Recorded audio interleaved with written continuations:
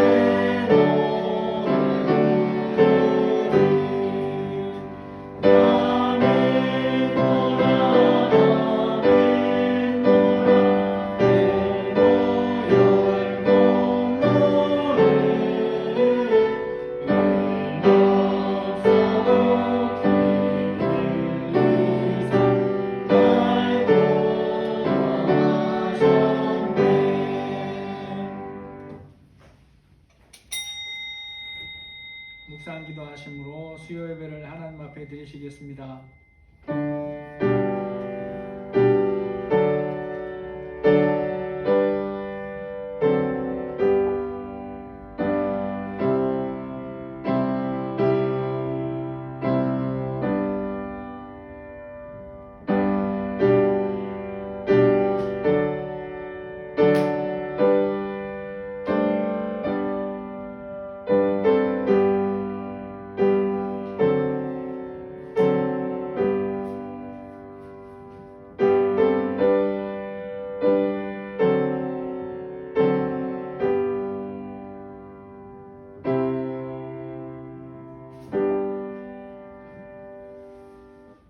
사도신경으로 신앙 고백하시겠습니다.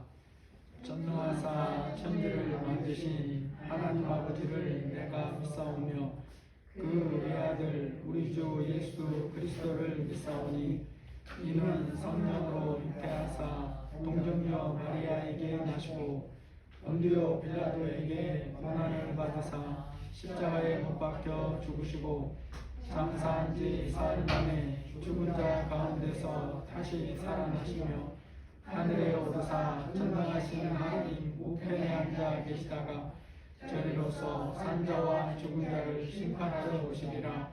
성령을 믿사오며 거룩한 공예와 성도가 서로 교통하는 것과 죄를 사하여 주시는 것과 몸이 다시 사는 것과 영원히 사는 것을 믿사옵나이다. 아멘.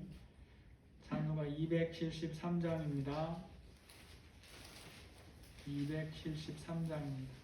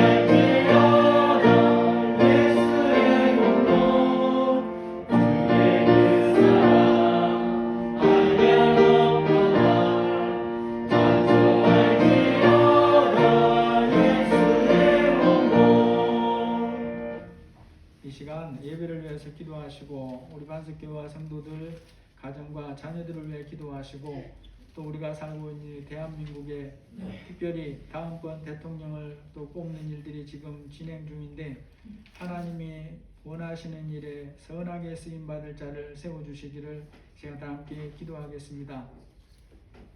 하나님 감사합니다. 오늘 저희를 불쌍히 여겨주시고 수요일로 불러주셔서 감사합니다.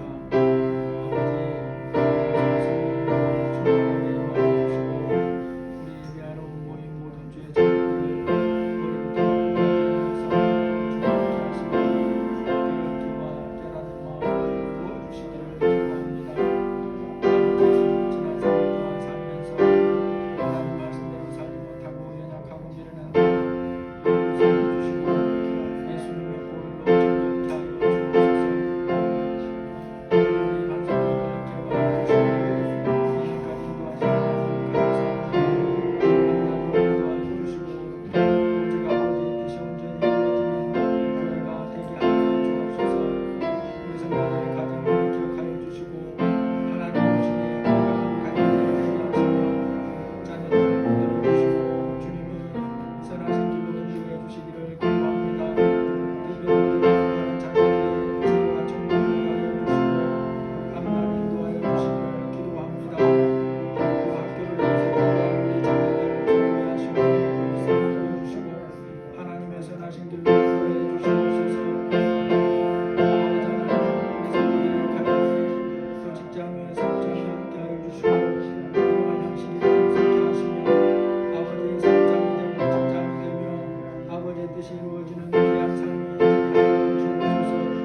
하나님 주님의 예배한 자들 광명과 또 이 땅에 주님의 예배한 자들이 다 주님으로 함께 하시고 그들의 반석으로 보내주셔서 아버지의 신전이 이루어지기를 기도합니다. 하나님 대한민국을 세계 속에 특별하게 사용해 주셨다는 많은 증거들이 있는데 앞날로 주님이 들어서 쓰실 줄 믿습니다. 아버지 함께하여 주옵소서. 하나님 특별히 다음번 대통령 후보자들이 나와서 아버지 앞에 또 하나님 기도합니다. 그들 중에 하나님 마음에 합한 자가 없사옵는데 하나님보다 없지만 조금이라도 하나님의 선하신 뜻을 이루는 선하게 쓰임받을 자들이 세워지게 해주시고 그런 자들이 그를 돕게 해주시기를 기도합니다. 하나님이여 역사하여 주옵소서.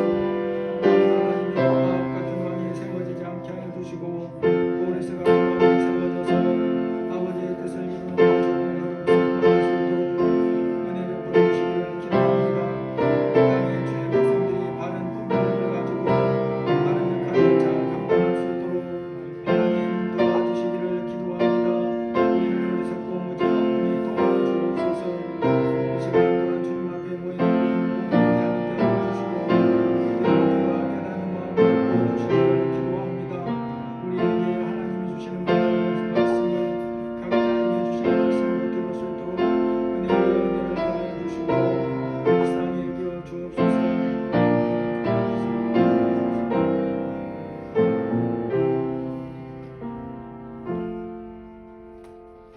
하나님 저희들의 시간 수요 예배로 모였습니다. 성령께서 함께하여 주시고 우리 어린아이부터 어른에 이르기까지 각자에게 들을 귀와 깨닫는 마음을 부어주시고 특별히 우리 공부하는 자녀들에게 지혜와 총명을 더하시며 그들의 앞날을 주님이 원하시는 길로 선하게 인도하여 주옵소서.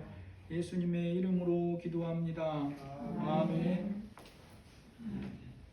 하나님 말씀 욥기서 25장입니다.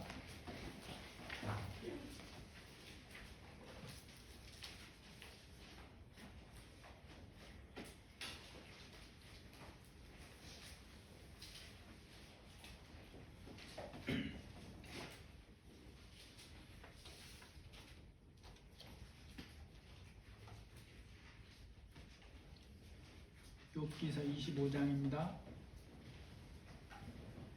수아 사람 빌닷이 대답하여 이르되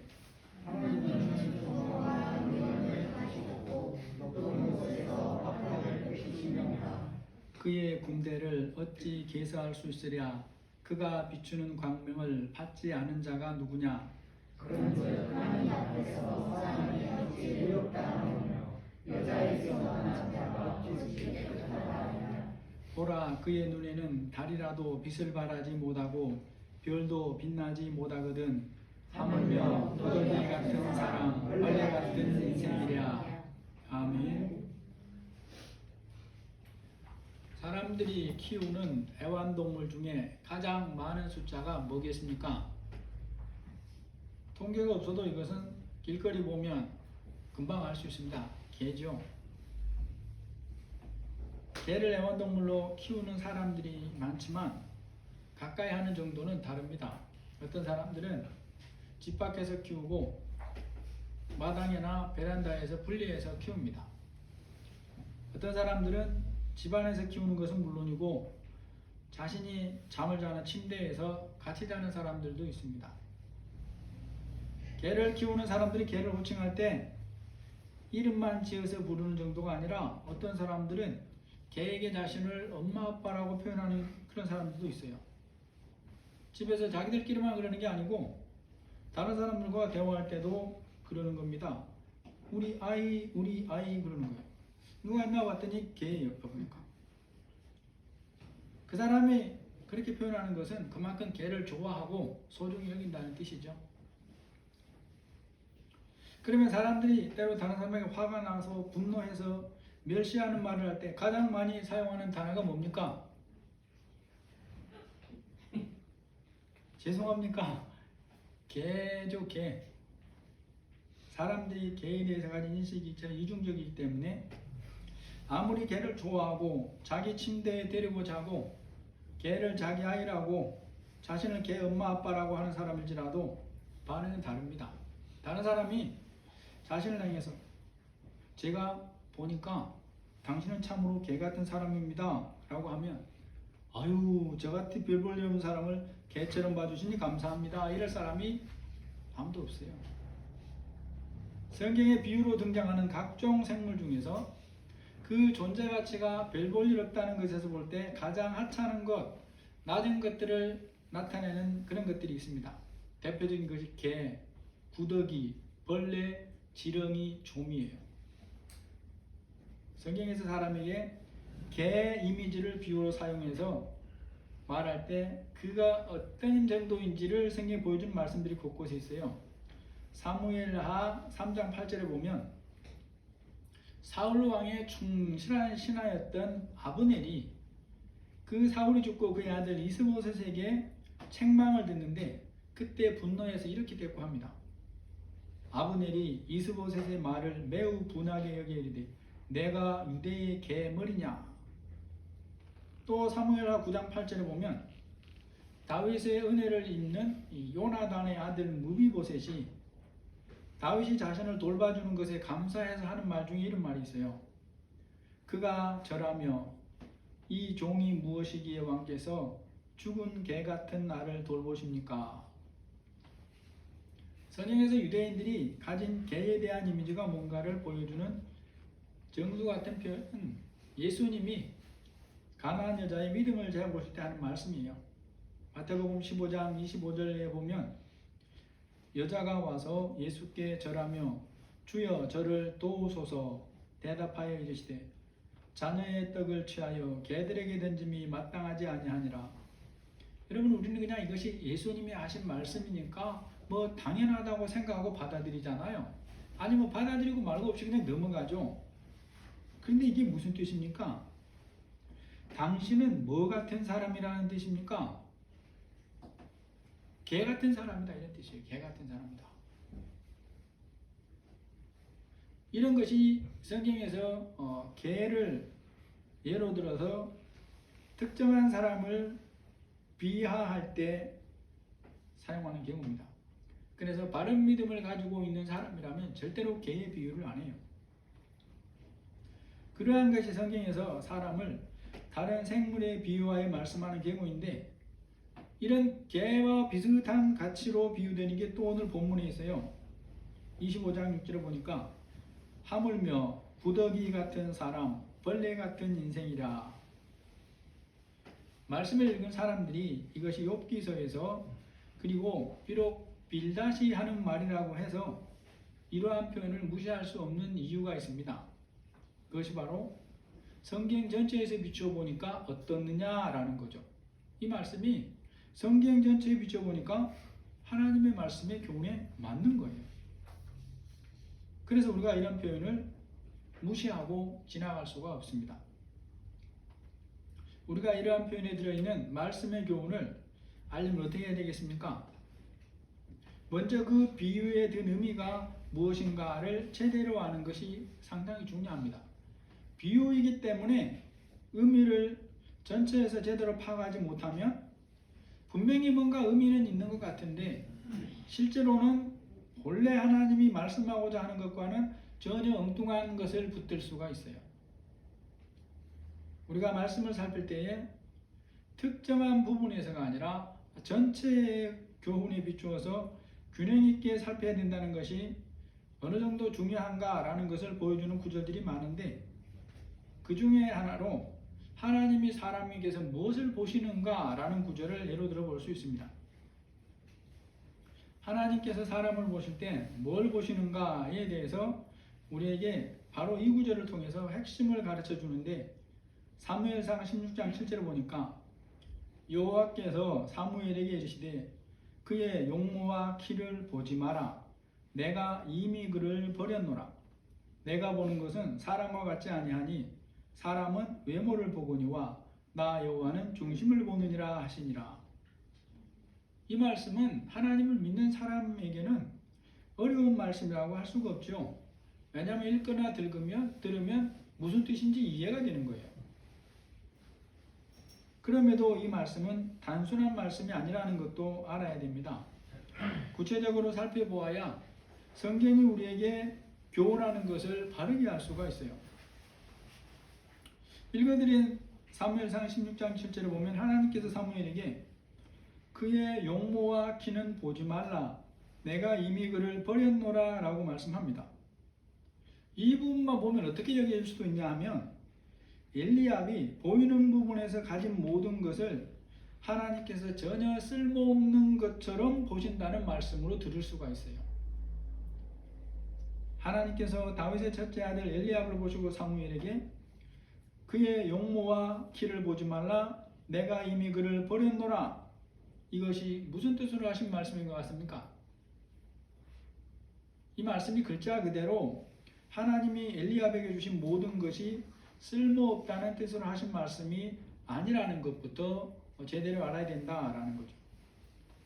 이때 엘리압이 가진 모든 외적인 모습에서 다른 사람과 비교해 볼 수 있는 이런저런 조건은 엘리압이 스스로 결정해서 가진 것은 아무것도 없어요. 사람 수준에서 이것을 다 설명할 수는 없지만 엘리압에게 그런 보이는 부분을 주신 분은 누굽니까? 생명의 주인이신 하나님이란 말이죠. 그러므로 이 구절을 살필 때에 하나님이 그에게 주신 것이 아무 쓸모가 없어서 버린다는 그런 뜻으로 하신 말씀이 아니라라는 걸 우리가 잘 알아야 된다는 것입니다. 하나님께서 각 사람에게 보이는 부분에서 주신 모든 것은 다 나름의 의미가 있습니다. 비록 사람이 그 의미를 다 알지 못할 뿐이지 무의미한 것은 하나도 없어요. 고린도전서 12장 4절에서 11절까지 은사에 대해서 말씀합니다. 은사는 여러 가지나 성령은 같고 직분은 여러 가지나 주는 같으며 이 모든 일은 같은 한 성령이 행하사 그 뜻대로 각 사람에게 나누어 주시는 것이니라. 우리는 여기서 이제 은사의 개념을 좁혀가지고 특정하게 뭔가 나타나는 것을 의미하기 쉬운데 꼭 그런 뜻만 있는 게 아니에요. 에베소서 4장 7절의 말씀이 같이 들어갑니다. 우리 각 사람에게 그리스도의 선물의 분량대로 은혜를 주셨으니 여기서 은사나 은혜나 뭐 이런 것들 하나님이 주신 것들은 모든 사람에게 크고 작게 다 나누어져 주어져 있는 것들을 의미하는 것이고 이것들을 누가 줬냐 하는 게 중요한 거예요. 누가 줬다 그랬습니까? 성령께서 줬다 그럽니다. 주님이 각 사람에게 주님의 뜻대로 나누어 줬다라고 하는 거예요. 그러면 이제 한번 생각해 보세요. 전능하신 생명의 주인이신 하나님께서 쓸데없어 버릴 것을 주셨겠냐라는 것입니다. 하나님께서 사람에게 주신 특정한 재능을 주신 것에는 다 의미가 있어요. 그래서 어떤 사람은 그것을 가지기 원해도 못 가진 사람들이 있고, 많이 가지기 원하는데 적게 가진 사람도 있습니다. 또 어떤 사람은 그에게 주어진 재능이 뭔지도 모르고 아주 작은 재능을 가지고 평생을 사는 경우도 얼마든지 있어요. 중요한 것은 하나님께서 엘리압에게 주신 보이는 것들은 버릴 것이 아니라 라는 거예요. 이 구절에서 하나님께서 사무엘에게 하신 그의 용모와 키를 보지 말라, 내가 이미 그를 버렸노라, 이 말씀은 엘리압이 가진 보이는 부분의 좋은 조건들 때문에 하나님이 그에게 기름을 붓게 하시지 않는다는 그런 뜻이고, 또 사람을 쓰실 때에 보이는 조건에 따라 쓰시거나 안 쓰심을 결정하지 않는다, 그런 뜻이 첫 번째 뜻입니다. 물론 여기는 한 가지 더 의미가 있습니다. 그래서 그를 버렸다는 것은 하나님께서 엘리압을 싫어서 버리셨다는 뜻이 아니라 장래 이스라엘 왕으로 삼을 자로 택하지 않으셨다, 그런 뜻이에요. 하나님께서 엘리압을 사람들처럼 싫어하셔서가 아니라 하나님의 주권으로 그를 장래 이스라엘의 왕이 될 사람으로 택하지 않으셨다, 그런 뜻이라 말이죠. 또 이 구절에서 말하는 외모가 뭔가에 대해서도 우리는 좀 더 깊이 이해를 해야 됩니다. 이 외모라는 것은 사람 눈에 보이는 부분만 의미하는 정도가 아닌 거예요. 사람이 사람을 평가하는 경우에 기본적으로 뭘로 합니까? 보는 걸로 하죠. 기본적으로는 보는 걸로 해요. 그런데 사람도 좀 지혜가 있으니까 보이는 것만 가지고 하지는 않습니다. 보이지 않더라도 시험을 해봄으로 알 수 있는 것들, 아무튼 확인 가능한 것들을 비교해서 평가를 해요. 그러한 것들이 이 구절에서 말씀하는 외모에 해당하는 정도입니다. 그래서 하나님께서 내가 보는 것은 사람과 같지 아니하니 사람은 외모를 보거니와 나 여호와는 중심을 보느니라 라고 하신 부분도 바르게 이해해야 되는 거예요. 이것은 보이는 그러한 모든 것에 더하여서 그보다 더 깊은 의미를 가진 말씀이라 하는 거죠. 여기서 말하는 보이지 않는 또 중심은 뭐냐? 사람의 능력으로는 알려고 해도 알 수가 없는 부분까지 보신다는 그런 뜻입니다. 사람을 보실 때 그렇게 중심을 보시는 하나님이에요. 그러면 우리가 생각해 봐야 될 게 있습니다. 그 하나님께서 모든 사람을 보시고 아시는데, 그러면 그 하나님은 나를 어떻게 보고 계실까? 나를 아시는 정도는 어떨까라는 거죠. 하나님이 사람을 아시는 정도가 어떠한가에 대해서는 사람마다 다르죠. 깨닫는 게 달라요. 말씀을 본 것도 다릅니다. 그래서 우리는 성경에 등장하는 사람들을 보면서 알아갈 필요가 있습니다. 성경에 보면 여러 부분에서 하나님의 아심에 대해 고백하는 사람들이 많이 있는데, 그 중에 대표 같은 사람이 다윗이라고 볼 수 있어요. 139편에 보면 여호와여 주께서 나를 살펴보셨으므로 나를 아시나이다. 주께서 내가 앉고 일어섬을 아시고 멀리서도 나의 생각을 밝히 아시오며 나의 모든 길과 내가 눕는 것을 살펴보셨으므로 내 모든 행위를 익히 아시오니 여호와여 내 혀의 말을 알지 못하시는 것이 하나도 없으십니다. 다윗이 이렇게 고백하는 것은 굉장히 세밀하게 자신을 안다고 고백하는데, 이것이 단지 천사들의 보고를 들어서만 안다는 그런 의미가 아닙니다. 전능하시고 전지하신 하나님께서 다윗이 있는 모든 곳에 함께 계심으로 아신다는 그런 의미가 있어요. 여기에 대해서 다윗 자신도 잘은 몰라요. 잘은 모른다는 것 자체도 성경이 고백을 합니다. 그럼에도 그렇다고 해요. 시편 139편 5절 이하에 보시면 주께서 나의 앞뒤를 둘러싸시고 내게 안수하셨나이다. 이 지식이 내게 너무 기이하니 높아서 내가 능히 미치지 못하나이다. 내가 주의 영을 떠나 어디로 가며 주의 앞에서 어디로 피하리이까? 내가 하늘에 올라갈지라도 거기 계시며 스올의 자리를 펼지라도 거기 계시니이다. 내가 새벽 날개를 치고 바다 끝에 가서 거주할지라도 거기서도 주의 손이 나를 인도하시며. 다윗 같은 깊은 신앙으로 성장한 사람조차도 하나님께서 어떻게 자신을 다 아는가에 대한 지식은 다 없다고 고백을 해요. 그럼에도 하나님은 자기의 모든 것을 다 아신다라고 얘기합니다. 그러한 시인이 하나님께서 자신을 아시는 것을 어떻게 고백하는가를 보면 다윗의 이러한 고백이 어디에서 나온 것일까를 우리가 짐작해 볼 수 있어요. 성경에 보여주는 다윗 삶을 보면 특별히 이 밧세바와의 범죄 사건이라고 볼 수 있습니다. 시인 다윗이 하나님께서 자신을 아는 것이 어떠한 정도인가에 대해서 시적인 표현을 빌려서 고백을 하지만 그럼에도 여기에는 그의 삶의 경험이 들어있구나라는 것을 분명하게 알게 해주는 그런 표현들이 있다는 거예요. 먼저 다윗은 하나님께서 자신이 눕는 것을 살펴보셔서 아셨다라고 고백을 합니다. 여러분, 이것은 사람들마다 날마다 잠자리에 눕는 그런 것을 의미하는 것이 아니에요. 그런 경험은 하나님을 알든지 모르든지 누구라도 하는 경험이거든요. 그가 아무도 모르게 은밀하게 밧세바와 간음죄를 지었는데 그러한 죄를 지을 때 눕고 일어나는 것을 하나님이 보시고 아셨다는 의미인 것입니다. 또한 내 혀의 말을 알지 못하시는 것이 하나도 없으십니다 라는 것도 역시나 그가 일상적인 삶에서 살아가는 모든 말을 하나님이 모르신다는 뜻을 하는 게 아니에요. 우리아를 죽이라고 명령을 내릴 때 다윗이 어떻게 명령을 내립니까? 다른 신하들은 모르게 듣지 못하는 중에 은밀하게 명령을 내렸는데 그것을 하나님이 아셨다는 거예요. 그런 모든 경험함을 통해서 다윗은 하나님께서 그의 눕고 일어나는 것이나 말하는 것이나 모르는 것이 하나도 없다라고 고백하는 것입니다. 여기에 더하여서 우리가 하나 알아야 될 것이 하나님이 아시는 것은 우리가 잘하는 것과 잘못하는 것 전부를 포함해서 하시는 말씀이라는 거예요. 그래서 자네가 선을 행하는 것도 아시고 악을 행하는 것도 아십니다.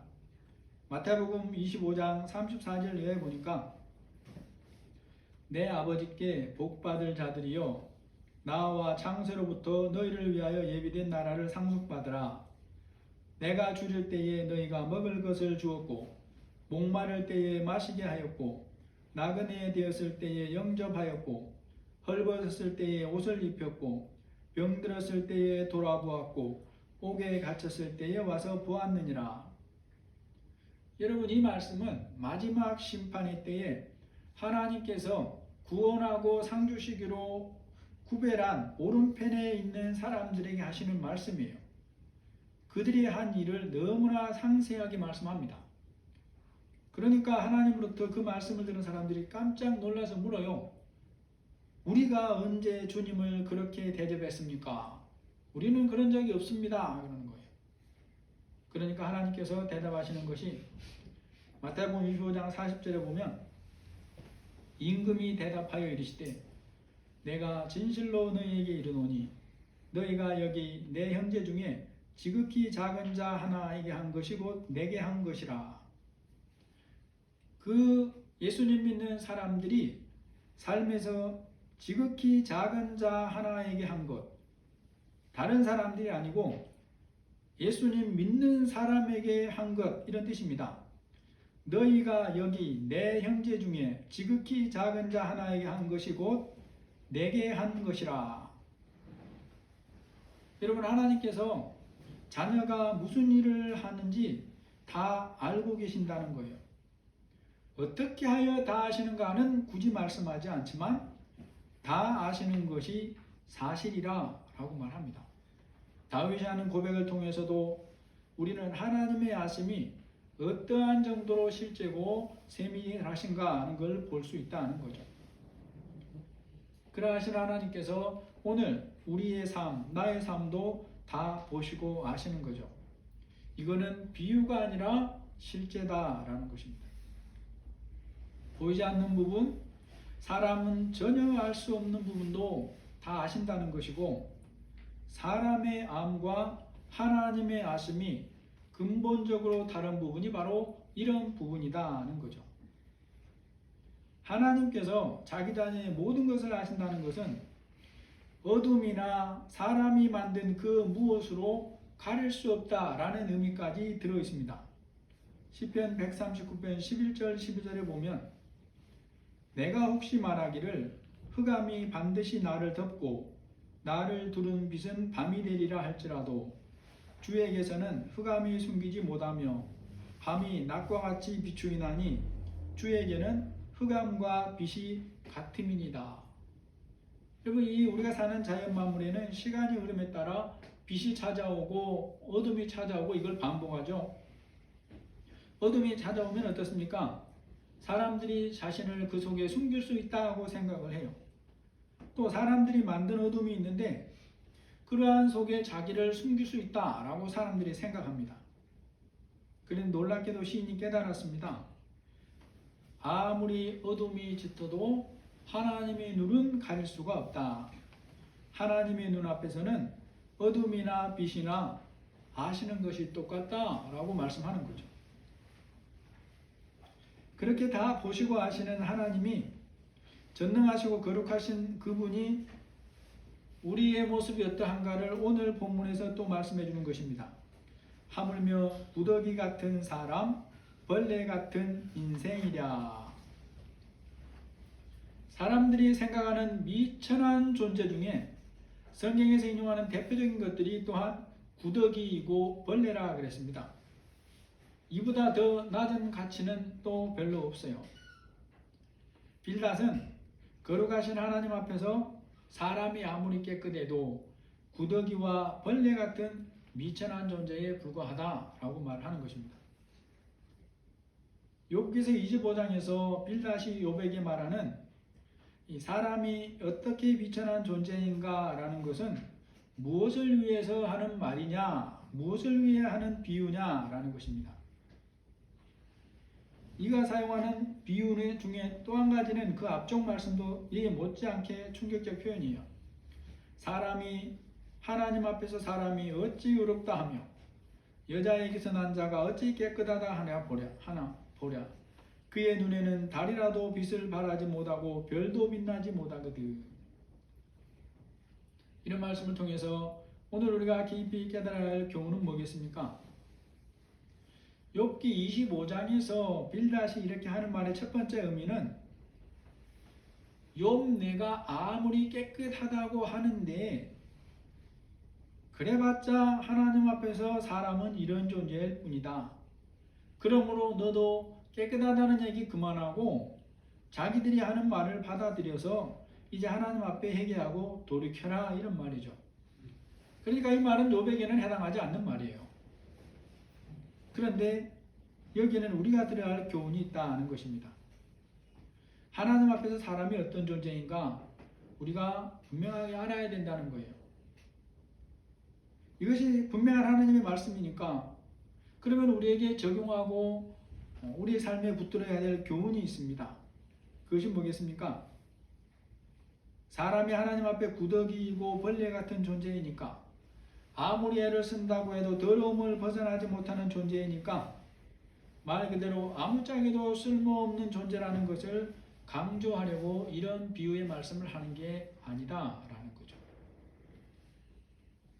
이 말씀을 독자들의 삶에 적용할 교훈에서 살펴보면 먼저는 사람이 자신의 힘으로는 스스로가 처한 이러한 처지, 상태, 구더기 같고 벌레 같은 존재, 이러한 미천하고 더러운 처지에서 벗어날 수 없는 존재라는 것을 알라는 거예요. 사람은 어떤 경우에도 스스로의 힘으로는 여기에서 벗어날 수가 없다. 이것을 항상 기억하라는 것입니다. 그 다음도 이제 당연히 중요합니다.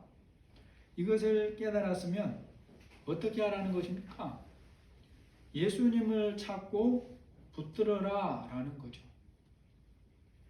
신약 성경에서 사도들 중에서 사람이 이런 존재라는 것을 깊이 깨달은 사람이 있고 그 사도를 통해서 또한 하나님은 구약 성경으로 우리에게 교훈하는 것에 그치지 않고 신약 성경으로 교훈을 하는데 로마서 18장 7장 18절 19절 말씀입니다.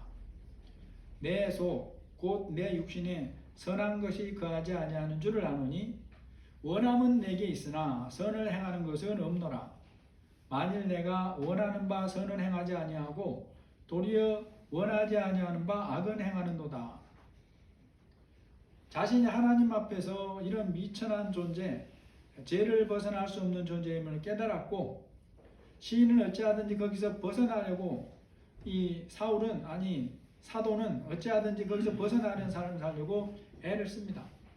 그런데 노력할수록 자신이 죄인이라는 것만 더 깊이 깨달아지는 거예요. 그러한 절망의 수준까지 깨닫게 된 바울이 하는 고백이 로마서 7장 24절이죠. 오호라 나는 공고한 사람이로다. 이 사망의 몸에서 누가 나를 건져내랴. 여러분, 사람들이 대부분 여기서 그칠 때가 많습니다. 그런데 그것을 은혜라고 생각을 해요. 그런데 성경 말씀은 그러한 처지라는 것을 깨달았다면 누구를 찾아야 하는가를 우리에게 같이 말씀하는 거죠. 그러한 처지에 있는 자신을 구원해 줄 하나님을 찾으라 라는 것이고, 이미 예수님을 믿은 사람은 그러한 처지에서 구원해 하나님의 자녀로 삼아주신 그 하나님을 끝까지 의지하고 살아라 라고 말씀한다는 거예요. 로마서 7장에서 바울이 또한 이런 깨달음을 얻고 그것을 믿음으로 취합니다. 오호라 나는 공고한 사람이로다. 이 사망의 몸에서 누가 나를 건져내랴 라고 하는 것을 깨달았는데 여기서 멈추지 않아요. 여기서 멈추면 예수 믿는 사람이나 안 믿는 사람이 똑같습니다. 우리 주 예수 그리스도로 말미암아 하나님께 감사하리로다. 그런즉 내 자신이 마음으로는 하나님의 법을 육신으로는 죄의 법을 섬기노라. 바울이 인간의 상태를 기가 막히게 설명한 거예요. 우리는 이런 말씀 오해할 수도 있어요. 내 자신이 마음으로는 그러니까 내가 하나님 마음으로는 정말 사랑합니다 하는데 육신으로는 죄를 범할 수밖에 없는 존재구나. 그렇게 살아야지. 그런 의미로 얘기하는 게 아니고, 바울은 자신이 예수님을 믿지만 사람의 몸을 입고 있는 동안에는 근본적인 연약함을 벗어날 수 없다는 것을 깊이 깨달은 거예요. 그래서 믿음으로 사는 걸 포기하는 게 아니라 그러면 어떻게 하면 내가 믿음으로 살 수 있는가를 하나님 앞에 깨닫기를 기도하고 고뇌하는데 성령께서 뭘 깨닫게 해줬다는 것입니까? 그럼에도 불구하고 예수 그리스도를 의지해서 믿음으로 사는 것이 내가 할 일이구나, 이걸 깨달은 거예요. 그러니까 이걸 이제 이렇게 표현한 거예요. 그런즉 내 자신이 마음으로는 하나님의 법을 육신으로는 죄의 법을 섬기노라. 어떤 사람들은 이 말을 자기 마음대로 해석해가지고 한 번 죄를 지은 나는 용서받은 나는 하나님이 용서했으니까 괜찮고 육신은 적당히 살아도 된다는 말도 되지 않는 논리를 합리화시키는데 이런 구절들을 사용한다는 거죠. 여러분은 그리스도인이 자신의 약함을 잊지 않고 항상 주님을 의지하며 살기 위해 꼭 기억해야 할 것이 있습니다. 그것이 뭐겠습니까? 오늘 마지막으로 살펴볼 교훈이 이것인데, 자기 생각을 내려놓는 일을 계속해야 된다라는 거예요. 우리가 가져야 될 삶의 자세에 대해 로마서 8장 6절 이하에 말씀합니다. 육신의 생각은 사망이요 영의 생각은 생명과 평안이라. 육신의 생각은 하나님과 원수가 되나니 이는 하나님의 법에 굴복하지 아니할 뿐 아니라 할 수도 없음이라. 육신에 있는 자들은 하나님을 기쁘시게 할 수 없느니라. 이 말씀에서 하나님 자녀가 깊이 묵상하고 붙들어야 될 것들이 있습니다. 육신의 생각은 사망이다. 육신의 생각은 하나님과 원수가 된다. 이는 하나님의 법에 굴복하지 아니할 뿐 아니라 할 수도 없다라는 거예요. 여기서 말하는 육신의 생각 이게 뭐냐 하는 것입니다. 사람이 다 육신을 가지고 있으니까 생각을 하잖아요. 몸이 있으니까 생각을 하고 죽으면 생각이 없는 거죠. 그럼 이게 대체 뭘까라는 것입니다. 예수님을 믿었다고 해서 이후의 삶을 다 하나님 뜻대로 사는 게 아니라는 거예요. 믿는다고 하면서도 얼마든지 자기 생각을 따라 살 수가 있습니다. 그리고 그렇게 사는 사람이 많다는 것이고 우리 안에도 수도 없이 그런 생각들이 들어오더라는 거예요.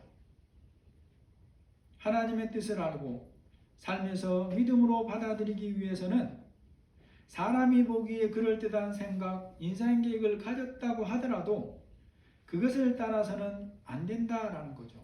그것을 따라서는 하나님의 뜻을 이루는 삶을 살 수가 없다는 겁니다. 이런 면에서 자기 생각은 다 육신의 생각이에요. 사람이 내 몸을 입고 생각한다고 해서 육신의 생각인 것이 아니고 하나님의 뜻을 모르고 자기 생각을 세우려고 하는 것은 다 육신의 생각이다 이 말이죠. 그래서 그런 육신의 생각은 사망이다 이겁니다. 육신의 생각은 하나님과 원수가 된다 이 말이에요. 그러니까 똑같은 내 자신이고 똑같이 몸을 입고 지금 생각하고 있는 것들일지라도 그것이 육신의 생각이 될 수 있고 영의 생각이 될 수도 있어요. 뭘로 가르겠습니까? 그것을 내가 성령에게 친밀하게 붙들려 친밀하게 소통하며 살지 않으면 이것 자체가 구분이 안 돼요. 내가 지금 육신의 생각을 따르고 있는 것인지 영의 생각을 따르고 있는 것인지 구분 자체가 안 돼요. 이거는 어떤 은사가 있다고 해서 구별되는 게 아닙니다. 그런 것들에 너무 의지하면 전혀 엉뚱한 길로 갈 수 있어요. 그래서 어떤 은사를 가졌다는 사람들을 보면 분명히 은사를 가진 것은 맞는데 그것으로 인해서 자기가 하는 말이나 행동이 다 하나님 안에 있는 것처럼 착각하는 그런 사람들을 제 주변에도 봅니다. 그러나 그 사람의 앞과 뒤와 수년간의 삶을 쫙 이렇게 살펴보면 그렇게 살지 못한다는 것을 명백하게 알 수가 있어요. 여러분, 여기서 말하는 육의 생각은 자기 생각을 의미합니다. 자기 생각을 따라서는 사람이 보기에 뭔가 크고 위대한 것을 이룬다고 해도 그것은 하나님이 원하시는 삶을 사는 것과 아무 상관이 없어요. 그 위대한 다윗이 성전을 짓는 일에서 육신의 생각을 따르려고 했어요. 근데 그것이 자기 생각만이 아니고 거룩한 선지자 나단과 의논까지 해서 한 결론이에요. 그런데도 하나님이 뭐라 그러죠? 그것은 육신의 생각이다. 너가 해야 될 일이 아니라 그러잖아요. 우리는 얼마나 어리석을 수 있는지를 알아야 돼요. 그 하나님 말씀에 합한 다윗이 하나님 마음에 지극히 선한 마음을 가지고 하나님의 말씀을 대변하는 선지자와 의논해서 한 결정조차 육신의 생각일 수도 있어요. 이게 우리의 한계입니다. 한계.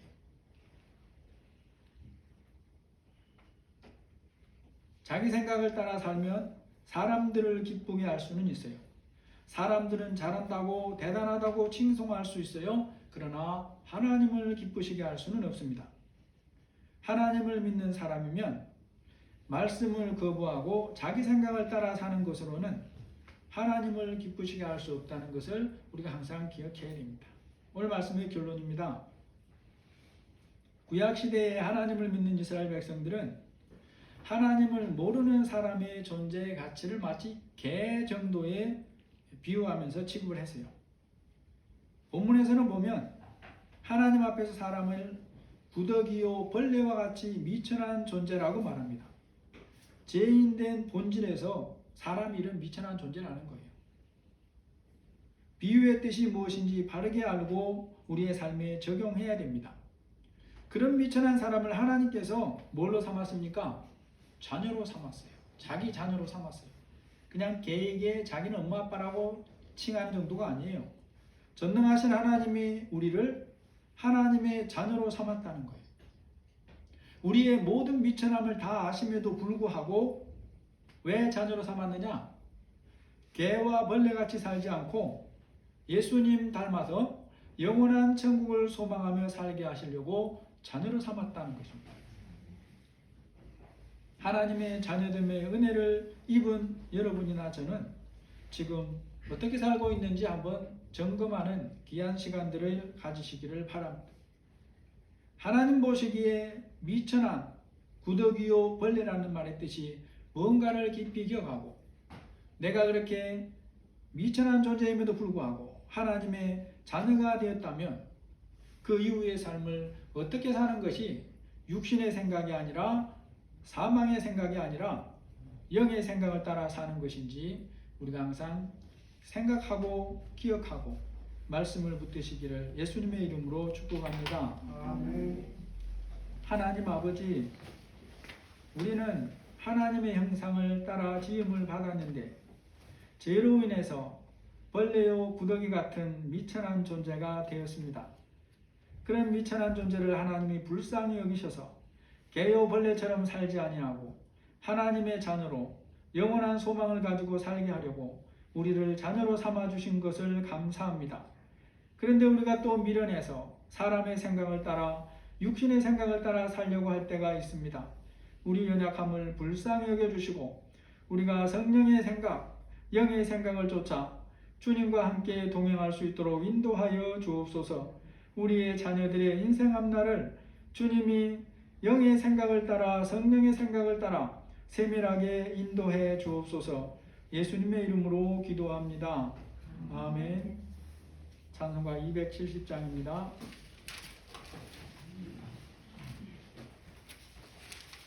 270장입니다.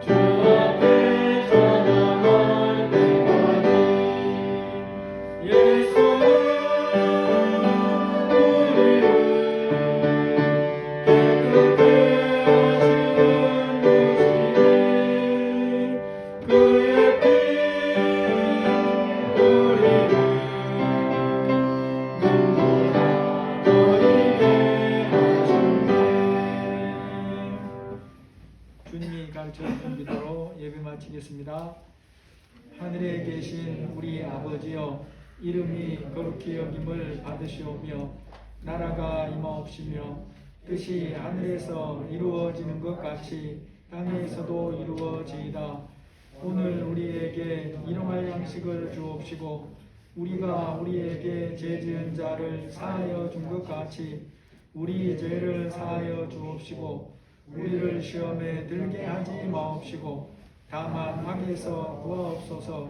대개 나라와 권세와 영광이 아버지께 영원히 있사옵나이다.